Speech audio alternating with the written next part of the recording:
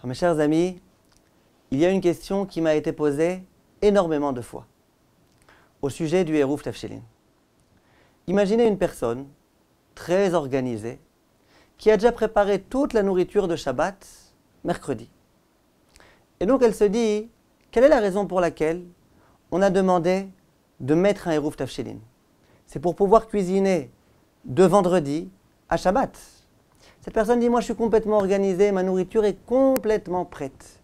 Et je sais très bien que j'aurai pas du tout besoin de cuisiner de vendredi à Shabbat. Dois-je malgré tout mettre le Eruv Tafshilin? Il y a d'autres personnes qui me posent la question en d'autres termes et qui me disent, ai-je vraiment perdu la mitzvah de Eruv Tafshilin? Cette mitzvah que j'aime tellement accomplir? Et voilà que je suis invité par exemple ce Shabbat chez mes beaux-parents. C'est eux qui vont devoir préparer la cuisine. Moi j'aurais rien besoin de faire. Alors quoi? Je vais rater la mitzvah du Eruv Tafshilin? Alors, que faire dans un tel cas? Il faut savoir, mes chers amis, qu'en dehors du problème de cuisiner, on peut rencontrer un certain nombre d'autres problèmes. Par exemple, comment va-t-on allumer les bougies de Shabbat? Le premier jour, on a allumé les bougies de Yom Tov, il n'y avait aucun problème. Le deuxième jour, on a allumé les bougies de Yom Tov, il n'y avait aucun problème. Simplement, les bougies de Shabbat, quand est-ce que je vais les allumer?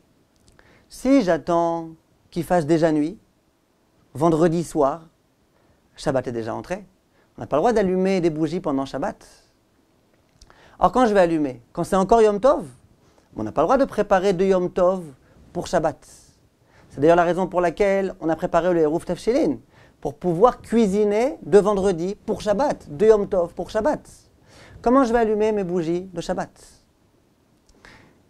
Beaucoup de nos maîtres disent que l'un des rôles, l'une des fonctions du Eruv Tafshilin, c'est aussi entre autres de m'autoriser, de pouvoir allumer les bougies de Shabbat alors qu'il fait encore jour, alors que c'est encore pour Yom Tov. Et donc, c'est le Eruv Tafshilin qui va me permettre de le faire. Et d'ailleurs, dans la phrase qu'on récite au moment où on va mettre le Eruv Tafshilin, et c'est une phrase qui est extrêmement importante à réciter et aussi à comprendre, on va dire à ce moment-là qu'on souhaite que grâce à ce Eruv Tafshilin, on ait le droit de cuisiner. On va dire à ce moment-là qu'on veut aussi avoir le droit de faire la shrita. Imaginez qu'on a envie de cuisiner un animal. Yom Tov, on a le droit de faire la shrita. Si je veux faire une shrita d'un animal que je vais consommer pendant Shabbat, est-ce que j'ai le droit Yom Tov de faire cette shrita-là pour Shabbat? J'ai le droit, mais à condition que j'ai mis un Eruv Tafshilin. Et entre autres mots, on dit ou le adlouke shraga, que grâce à ce Eruv Tafshilin, on veut pouvoir allumer une lumière. On fait allusion, référence à la lumière de Shabbat, au Nerot Shabbat qu'on va allumer en l'honneur de Shabbat. Donc, le Eruv Tafshilin, visiblement, même si je sais pertinemment que je n'aurai pas besoin de cuisiner, il faudrait que je le mette. Pourquoi? Pour pouvoir allumer les bougies de Shabbat. Simplement, mes chers amis, lorsqu'on étudie les textes des Rishonim, du Rif et du Rambam en l'occurrence, on voit que lorsqu'ils écrivent cette fameuse phrase à réciter, ils ont complètement oublié, omis, d'écrire les termes ou les adlouke shraga. Qu'on veut que grâce à ce Eruv Tafshilin, on puisse aussi allumer les bougies de Shabbat. Ce qui fera dire à l'auteur du Shulchan Aruch, Rabbi Yosef Karo dans le Bet Yosef, que visiblement, le Rif et le Rambam pensent que le Eruv Tafshilin n'a pas été institué pour pouvoir allumer les bougies de Shabbat. Qu'il a été institué pour préparer la nourriture, certes, mais pas pour pouvoir allumer les bougies de Shabbat. Ce qui fera dire aussi au Shulchan Aruch que si une personne a oublié de mettre le Eruv Tafshilin, ou si une personne ne l'a pas mis volontairement, elle pourra quand même allumer les bougies de Shabbat. Donc on a affaire ici, a priori, à une contradiction.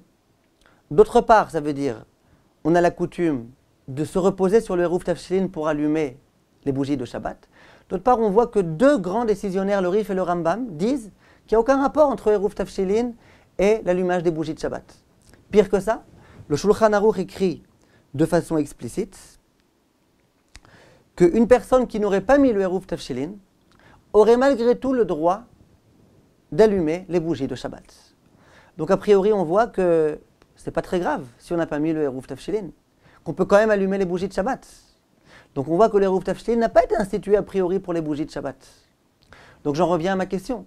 une personne qui sait très bien que la seule chose qu'elle aura besoin de faire de Yom Tov pour Shabbat, c'est allumer les bougies de Shabbat. Doit-elle mettre un Eruv Tafshilin ou pas? Le Rav Ovadia Yosef, dans ses écrits, se contredit un petit peu entre deux endroits. Dans un endroit, il écrit qu'une personne qui sait très bien qu'elle n'aura pas besoin de cuisiner et qu'elle n'aura recours au Eruv Tafshilin que pour l'allumage des bougies de Shabbat, il faut qu'elle mette le Eruv, mais sans réciter de bracha. Étant donné que d'après le Rif et le Rambam, c'est pas la peine de mettre le Eruv Tafshilin pour les bougies de Shabbat. Donc mets-le, mais sans bracha. Et à un autre endroit, le Rav Ovadia Yosef écrit qu'une personne qui est dans un hôtel, qui n'aura rien besoin de cuisiner du tout comme nourriture, c'est pas la peine du tout qu'elle mette le Eruv Tafshilin. Le Rav Meir Mazouz, il a remarqué qu'il y avait ici une petite contradiction dans les propos du Rav Ovadia Yosef, et il dit, moi je ne suis pas d'accord avec le Rav Ovadia Yosef. Il dit, le Shulchan Aruch ne dit pas que ce n'est pas la peine de mettre un Eruv Tafshilin.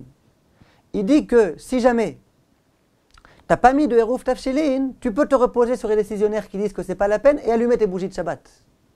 Mais ça ne veut pas dire que même a priori, tu peux ne pas mettre de Eruv Tafshilin quand tu es invité dans un hôtel et que tu sais très bien que tu n'auras pas besoin de cuisiner, mais que tu auras besoin d'allumer tes bougies de Shabbat.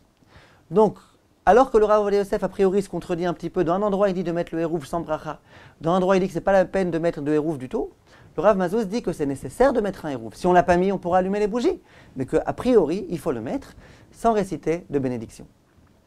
Le Rav Mazouz, il va un petit peu plus loin, et il dit, il y a des personnes qui savent que la nourriture est grosso modo prête. Simplement, ils se disent, je ne sais pas, peut-être qu'au dernier moment, je voudrais rajouter un petit quelque chose, préparer un petit quelque chose. On ne sait jamais. Dit le Rav Mazouz, si jamais tu veux mettre le Eruv, en te disant, je ne suis pas sûr que je cuisinerai de Yom Tov pour Shabbat, mais je veux me laisser la possibilité de pouvoir cuisiner de Yom Tov pour Shabbat. Et donc, je mets le Eruv pour pouvoir me laisser cette possibilité-là. Dit le Rav Mazouz, dans ce cas, tu peux mettre le Eruv et avec bracha. Parce que tu le mets pour peut-être cuisiner. Donc, il dit, le Rav, tu peux dans ce cas-là mettre le Eruv et avec bracha. Donc ça, c'était un point qu'il fallait absolument connaître parce qu'il se pose très souvent. Pour en finir juste, avec un certain nombre d'autres cas. Imaginez que j'ai envie de dresser mon lit de Yom Tov pour Shabbat. Yom Tov, j'ai fait une sieste, je me lève, et puis ensuite, je ne serai plus du tout dans la chambre à coucher. Donc, ce n'est pas que je fais le lit pour que la chambre ait l'air bien rangée, puisque de toute façon, je ne me trouverai plus dans cette chambre. Simplement, je mets le lit, je prépare le lit pour qu'il soit prêt pour Shabbat. Pour que vendredi soir, quand je vais aller dormir, que le lit soit prêt. Est-ce que j'ai le droit, vendredi, de préparer mon lit pour Shabbat? Ça veut dire, est-ce que le Eruv Tafshilin que j'ai mis, il va m'autoriser aussi cette préparation-là ou pas? C'est l'objet d'une controverse entre nos maîtres. Certains disent que oui. Le Eruv Tafshilin, de la même façon qui me permet de cuisiner, de la même façon qui me permet d'allumer les bougies de Shabbat, de la même façon il me permet de pouvoir faire mon lit de Yom Tov pour Shabbat. De la même façon il me permet de pouvoir faire la vaisselle de vendredi pour vendredi soir, etc. etc. C'est en ce sens-là que le Rav Ovadia Yosef va trancher. D'autres disent pas du tout. Le Eruv Tafshilin, il est là pour tout ce qui est relié à la nourriture. Donc la nourriture, d'accord. Procéder à l'abattage rituel d'un animal en l'honneur de Shabbat, oui, parce que c'est justement pour pouvoir manger. De pouvoir allumer les bougies de Shabbat, oui, parce que grâce aux bougies, je vais pouvoir ensuite bien manger. Tout ça, d'accord. Mais de pouvoir, de préparer pour faire mon lit, par exemple, qui n'a aucun rapport avec la nourriture, ça, non. Faire la vaisselle, au passage, je me suis un petit peu trompé. Faire la vaisselle, ça c'est bien sûr relié directement à la nourriture. Donc ça, d'après tout le monde, on aura le droit. Mais à nouveau, dans le cas où j'ai mis un Eruv Tafshilin. Si je n'ai pas mis de Eruv Tafshilin, je n'ai certainement pas le droit de faire la vaisselle ou de préparer mon lit depuis vendredi pour Shabbat.